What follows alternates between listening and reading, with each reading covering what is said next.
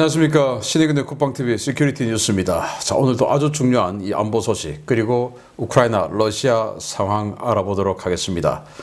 어디 가나 좌파가 집권하는 나라들은 국가재정 완전히 그냥 탈탈 털어먹는 그런 상황이죠. 우리나라도 마찬가지였고 지금 그것 때문에 굉장히 힘든 상황인데, 좌파가 털어먹고 그냥 공적 자금 나눠먹는 끝판왕의 사건이 발생했는데, 이거 우리나라는 안녕하십니까? 잘 봐야 됩니다. 어떤 상황인지 보겠고요. 러시아가 지금 뭐 국제형사재판소에서 푸틴 대통령에 대한 체포영장을 발부하니까 완전히 그냥 미쳐버린 것 같습니다. 그래서 최고위급 인사가 헤이그, 즉 네덜란드에 핵미사일 쏜다, 하늘 잘 보고 다니라 라는 협박을 공개적으로 했습니다. 어떤 상황인지 보겠고요. 자, 이렇게 되면 이게 어떤 도전인지 보도록 하겠습니다. 자, 이런 상황에서 미국이 푸틴과 시진핑이 만나고 있는 그 상황에서 완전히 그냥 또 빅엿을 먹여버렸네요. 뭐냐? 내년도에나 줄 것으로 예상되었던 미국의 M1 에이브람스 전차를 곧 주겠답니다. 준비 다 됐답니다.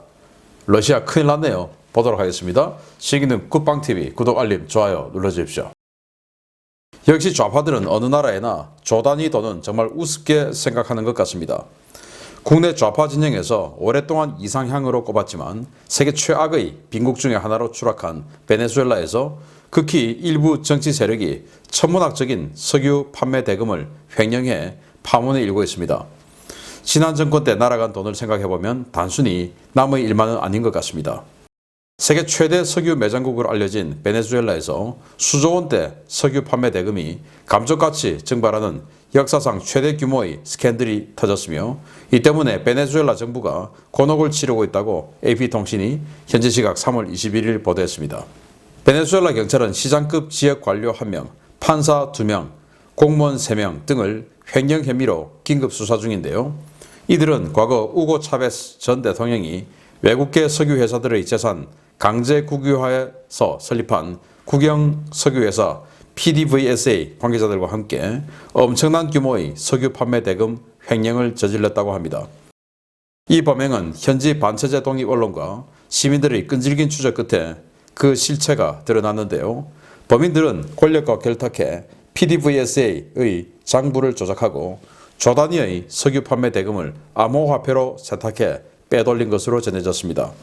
현지 일간 에로니 베르살은 부패 혐의로 공직자들이 체포되는 것은 극히 이례적인 일이라며, 최근 PDVSA에서 사건에 가담한 용의자 최소 20여 명이 체포되었으며, 최근 니콜라스 마두로 대통령 최측근인 타레크 엘 아이사미 석유 장관의 사임도 이와 관련이 있다라고 전했습니다.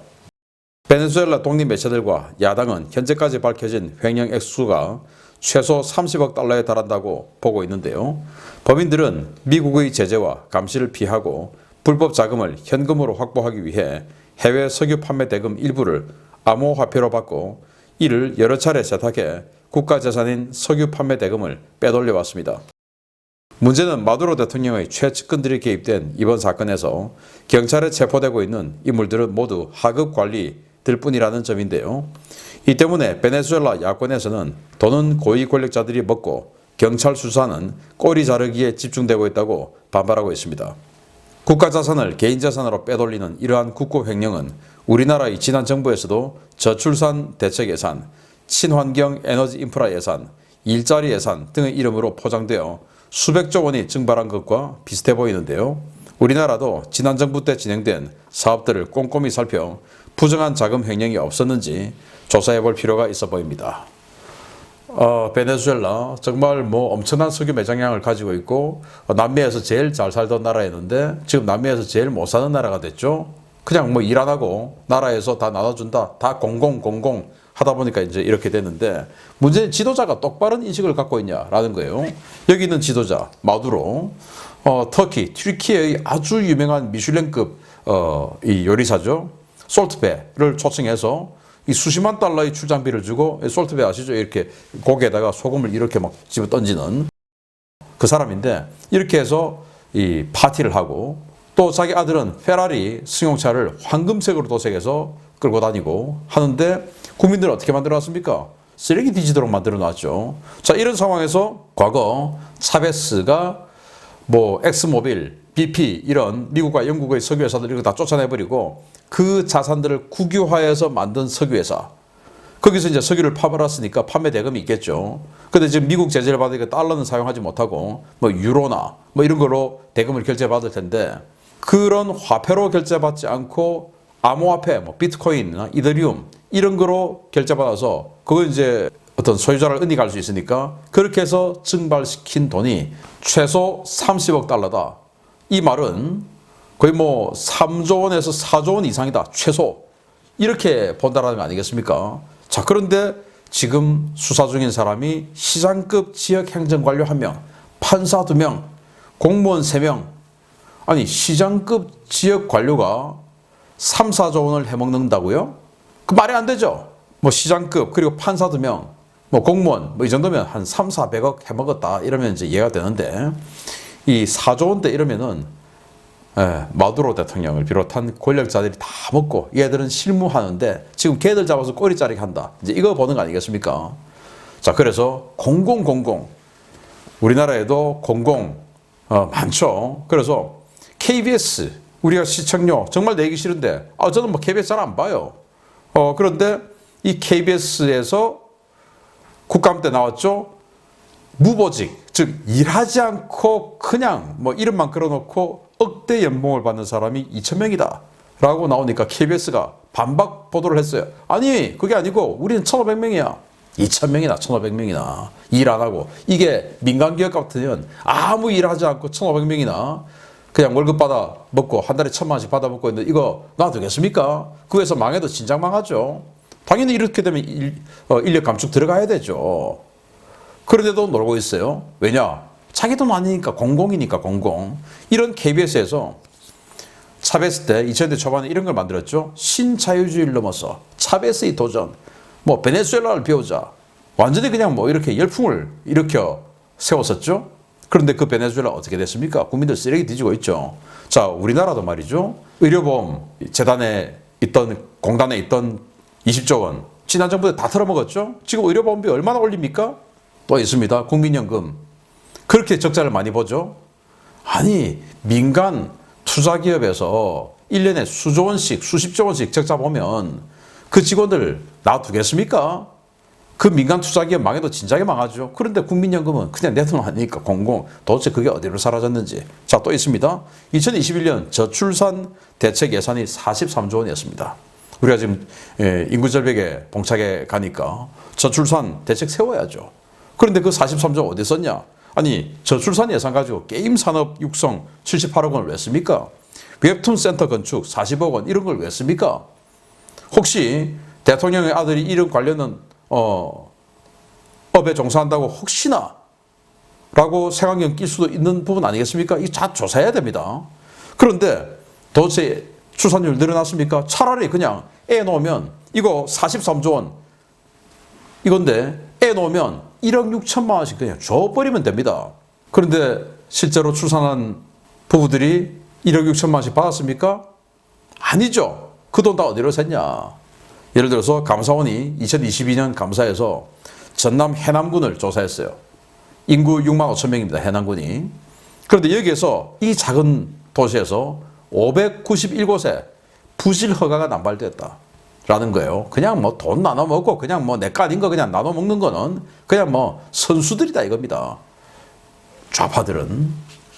그래서 이 부분을 우리는 베네수엘라처럼 되지 않기 위해서는 정말 발본색원에서 공공자금, 공적 자금을 함부로 나눠 먹는 것들 전부 다 조사해서 적폐청산해야 된다라고 생각을 하고요. 두 번째, 아주 러시아가 큰일 났다라는 소식 알려드립니다. 우크라이나군이 올봄 또는 여름 공세 때 M1A1 전차를 투입할 수 있을 것으로 보입니다. 미국이 시진핑의 모스크바 방문 당일 M1A1 전차 조기 공여를 발표했다는 소식입니다. 미 국방부가 우크라이나의 수건이었던 M1A1 에이브람스 전차 조기 공여를 확정하고 현재 공여 준비 작업에 들어갔다고 패트릭 라이더 미 국방부 대변인이 현지 시각 3월 21일 밝혔습니다. 라이더 대변인은 일정을 상당히 앞당겨 우크라이나에 M1A1 전차를 제공하기로 최근 결정했다라며 이 같은 핵심 역량은 올해 가을까지 우크라이나에 도착할 것이라고 밝혔는데요. 라이더 대변인의 언급과 달리 미 의회 관계자는 로이터와 뉴욕타임스 등 현지 언론과의 인터뷰에서 공여 일정이 1년 가까이 앞당겨질 것이라고 언급해 공여 시기는 올 가을보다 훨씬 빨라질 것으로 보입니다.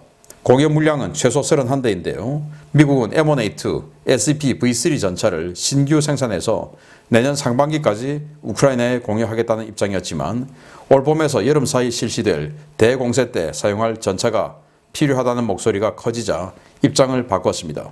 공여 대상 차종은 3세대 열화 우라늄 복합 장갑이 탑재된 M1A1 SA 모델이었는데요. 현재 이 모델은 미국에서 모두 되겠지만 800대 가까운 물량이 치장 물자로 보관되어 있어 즉각적인 복원과 우크라이나 공여가 가능합니다. 미국은 이달 초 에이브람스 전차 교육을 위해 파견된 우크라이나 전차병들이 전차 운용 교육을 거의 마쳤다고 밝힌 바 있는데요. 이 때문에 우크라이나 전차병들이 교육을 받은 에이브람스 전차는 M1A2가 아니라 M1A1 SA 모델이며 이들 전력이 올봄 우크라이나 대공세에 참여할 수 있을 것이라는 관측이 쏟아지고 있습니다. 미 국방부는 일각의 우려와 달리 이 전차는 디젤유도 사용 가능하기 때문에 우크라이나군 군수보급 체계에 심각한 문제를 일으키지는 않을 것이다 라고 강조했는데요. 레오파르트2도 버거운데 M1A1까지 전장에 나타나면 보병 중심의 러시아군 상당한 패닉에 빠질 것으로 보입니다. M1 전차 준다고 하더니 이게 M1A1 SA 그러니까 이 열화 우라늄 장갑을 신형으로 교체한 버전인데요. 이게 들어간다. 그래서 여름 이전에 간다. 라는 거예요. 이야, 그러면 어떻게 되냐. 그래서 올여름쯤에 러시아군이 목도하게 될 광경이 바로 이런 장면이죠. M1 전차 소대가 포탑을 이리저리 돌리면서 돌진해 오는 장면을 보게 될 텐데, 이렇게 빨리 준다라고 하는 것은 이 포탑의 전면에 지금 내장되어 있는 열화 우라늄 장갑을 제거하지 않고 줄 수 있다라는 가능성이 높다라는 거죠. 그렇게 되면 러시아가 가진 대전차 무기로는 파괴가 안 돼요. 열화 우라늄 장갑을 뚫을 수가 없죠. 그래서 어떠한 공격으로 파괴되지 않는 저 엄청난 전차가 저렇게 그냥 무지막지하게 달려오면 이건 뭐 정말 오줌이 저절로 저리는 이런 상황이 되어버릴 수 있겠죠. 자, 원래는 열화 우라늄 장갑을 떼낸 그런 일반 수출형 다운그레이드형 모델을 새로 생산해서 그 생산하는데 시간 좀 걸리니까 내년에 주겠다라고 했는데 지금 분위기가 지금 안 주면 정말 필요할 때 안 주면 그건 뭐냐? 라는 목소리가 커지죠. 그리고 미넨 안보회의 때 미 의회 의원들이 대거 왔다가 우리가 돌아가면 분위기 달라질 것이다 라고 했는데 진짜로 분위기가 달라졌습니다. 그래서 지금 주방위군이 얼마 전까지 썼어요 이걸. 그래서 이 아주 못 쓰게끔 오랫동안 방치되어 있는 게 아니고 최근까지 썼기 때문에 약간의 손봄 과정만 있으면 충분히 지금 바로 사용할 수 있는 상태고, 그리고 우크라이나군이 이 M1 전차를 독일에서 운영 교육을 받았기 때문에 이거 받으면 바로 쓸 수 있는 상태가 되어 있다. 그래서 지금 3월 말 4월 초에 우크라이나군의 대공세가 들어갈 텐데 이때도 지금 뭐 레오파르트 전차 들어간 거 이런 것들을 위주로 스타트를 하고, 그리고 이제 후속 제대로 이 M1 전차까지 들어가게 될 것이다 라는 소식을 여러분들께 알려드리면서, 자, 이러다 보니까 러시아가 완전히 지금 정신을 못 차리고 해야 될 말, 안 해도 될 말, 하면 안 되는 말 가리지를 못하고 있는 것 같습니다. 그것도 최고위급 인사가. 보겠습니다. 러시아가 갈수록 이성을 잃어가는 것 같습니다. 최근 국제형사재판소가 블라디미르 푸틴 러시아 대통령에 대한 체포영장을 발부한 것을 놓고 국제형사재판소가 있는 네덜란드 헤이그를 공격하겠다고 위협했습니다. 네덜란드가 나토 핵심 회원국인 것은 잊고 있는 모양입니다. 국제형사재판소가 블라디미르 푸틴 러시아 대통령에게 체포영장을 발부한 것은 범죄 행위이자 중대한 도발이며, 이 한심한 국제기구는 러시아의 극초음속 미사일 위협에서 자유롭지 못할 것이라고 드미트리 메드베데프 러시아 국가안전보장회의 부의장이 현지 시각 3월 20일 저녁 위협했습니다. 메드베데프는 헤이그에 있는 신사숙녀 여러분들은 잘 들으시라. 여러분 모두는 신과 우리의 로켓 아래를 걷고 있다 라며 한심한 국제기구의 실수 결과는 끔찍할 것이다 라고 위협했습니다. 그는 지금 북해에는 러시아 전투함이 하나 떠 있다. 여기에서 발사되는 극초음속 오닉스 미사일이 헤이그의 법원 건물을 강타하는 것을 충분히 상상할 수 있을 것이다 라며 그 미사일은 아무도 격추시킬 수 없다. 유감이지만 당신들은 앞으로 하늘을 주의 깊게 살펴보며 다녀야 할 것이다 라고 위협했습니다. 메드베데프가 언급한 오닉스 미사일은 P-800, 일명 야혼트 초음속 대함미사일인데요. 해당 미사일은 최대 속도 마 4.5에 800km급의 사거리를 가지고 있고 통상 300kg급의 고폭탄두를 탑재하지만 10kg급의 핵탄두 탑재도 가능합니다. 그러나 현재는 핵탄두 버전은 사용되지 않고 있습니다. 이 때문에 러시아 전문가들은 메드베데프가 오닉스와 지르콘을 헷갈렸다고 보고 있는데요. 메드베데프의 경고 당시 이들 미사일을 모두 탑재하고 있는 애드미럴 고르시코프급 호위함 애드미럴 카사토노프함은 지르콘 미사일로 헤이그를 실제로 공격할 수 있는 해역에 머물렀던 것으로 확인되었습니다. 러시아 이 같은 위협은 국제사회와 국제법 체계에 대한 중대한 도발이자 나토에 대한 강력한 협박인데요. 메드베데프의 말대로 그들이 정말 헤이그의 ICC 법원 청사를 공격할 경우 크렘린과 메드베데프 일당도 지구상에서 사라질 수 있다는 것을 왜 모르는지 묻고 싶습니다. 자, 여기 고르시코프 함이죠. 여기에서 발사되는 지르콘 극초음속 미사일인데요. 자, 이거 가지고 핵 공격할 수 있다. 니들 하늘 잘 보고 다니라. 라고 메드베데프가 이야기를 했는데 이 사람이 지금 전직 러시아 대통령 아닙니까? 푸틴이 대통령 할 때 총리를 하고 그런데 삼선을 못하니까 푸틴이 총리를 맡아주면서 대통령 한번 해주고 바지사장 했죠. 그리고는 다시 이제 푸틴이 대통령에서 지금까지 장기 독재를 해오고 있는데 그 메드베데프가 지금 현재도 국가안전보장회의 부의장, 푸틴이 의장. 근데 푸틴은 다른 일 하니까 이제 실제 국가안전보장회의, 우리가 치면 NSC를 총괄하는 사람이에요. 그가 하늘 조심해라. 극초음속 미사일로 핵탄두로 때려버리겠다. 이런 얘기를 했는데 여기 이제 ICC 네덜란드에 있는데요. 이 ICC는 그 유고가 해체되고 밀로세비치 전범 재판을 할 때 그때 만든 거예요. 그래서 전범 재판 또 전쟁 범죄 뭐 이런 것들을 하기 위해서 만들었고 그 이후에 이거 괜찮다 해서 상설화한 기구가 바로 즉 뭐 전쟁 범죄를 주로 다루는 이런 기구가 ICC입니다. 그러니까 뭐 독도 문제, 뭐 해상연토 분쟁 이런 거 하는 국제사법재판소하고는 다른 거예요.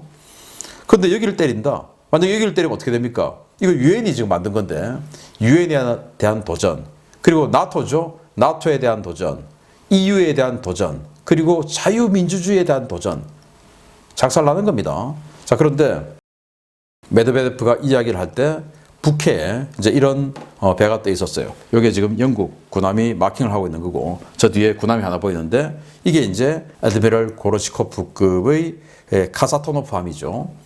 이게 노르웨이 남서 해안에서 북상하고 있었습니다. 여기에 지르콘 탑재가 돼요. 이때 1000km 내에 있었습니다. 헤이그하고. 그러니까 메드베데프가 이야기를 할 때 실제로 공격할 수 있었던 거예요. 그러나 공격하면 어떻게 됩니까? 헤이그 하나 날리면서 메드베데프 포함한 크렘린, 모스크바 모두는 권력자 모두는 이제 죽게 되겠죠. 아무리 지금 돌아가는 상황이 여의치 않고 그들의 권력이 백척간두에 섰다 하더라도 해서될 말 하면 안 될 말이 있는데 지금 그걸 가리기에는 너무나 심정이 쪼달리고 있다라는 말이 됩니다. 계속 여러분들께 알려드릴 텐데요. 지금 러시아와 우크라이나의 상태, 진실을 계속 알려드리도록 하겠습니다. 내일 아침도 기대해 주십시오. 마치겠습니다. 감사합니다.